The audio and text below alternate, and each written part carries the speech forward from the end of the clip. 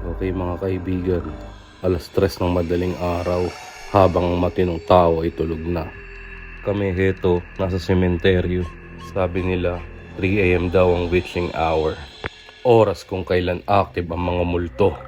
At inactive ang common sense ng mga tao. Kasama ko ngayon ang aking mga kaibigan na kanina matatapang pero ngayon tahimik na. Hindi ko alam kung nagdadasal o nagsa-self-reflect lang. Kung may multo man dito, please po, dahan-dahan lang.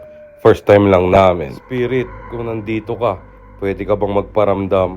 Isang galaw lang, pero wag niyo sobrang galaw ah. Yung chill lang. Pumunta na kami sa dulong bahagi ng sementeryo. Habang lumalayo, lalong bumibigat ang pakiramdam namin. At sa mga oras na ito, feeling namin meron ang magpapakita sa amin at magpaparamdam.